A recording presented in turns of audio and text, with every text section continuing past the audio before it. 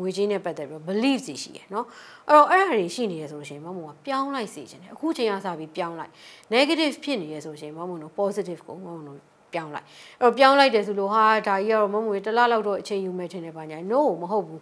အခုချက်ချင်းကိုပြောင်းလို့ရတယ်အခုတိသွားပြီမောတိသွားပြီဆိုလို့ရှိရင်မမတို့ဘာဖြစ်လဲပြောင်းလိုက်ဖို့လိုတယ်နော်မမတို့ပတ်စံကြောင်ပဲမမတို့အပျော်တွေကိုဖန်တီးနိုင်တယ်နော်ခရီးတွေသွားနိုင်တယ်တကယ်ကို memories တွေဘဝရဲ့အမှတ်တရတွေဒါတွေကိုမမတို့အများကြီးဖန်တီးနိုင်တာမျိုးရှိရယ်နော်အဲ့တော့သူ့ကိုမမတို့သူနဲ့ကောင်းမွန်တဲ့ relationship healthy relationship ကိုမမတို့တည်ဆောက်မယ်ဆိုလို့ရှိရင်သူ့အပေါ်မှာမမတို့မိတ်ဆွေကောင်းတယောက်လိုမျိုးမြင်တတ်ဖို့အရေးကြီးရယ်နော်ကိုလိုတဲ့အချိန်မှာ तू ကလာရောက်လာပြီးတော့ကိုကို तू ကူညီပေးရယ်နော်ကိုကို support ပေးရယ်အဲ့အမျိုးလေးမမတို့မြင်ကြည့်လိုက်တဲ့အခါကြလို့ရှိရင် तू နဲ့ပတ်သက်ပြီးမမတို့ဒီမှာကျေးဇူးတင်စိတ်တွေပေါ်လာမယ်သူ့ကိုလိုလိုလားလားနဲ့လက်ခံခြင်းတဲ့စိတ်တွေမမတို့စီမှာပေါ်လာမယ်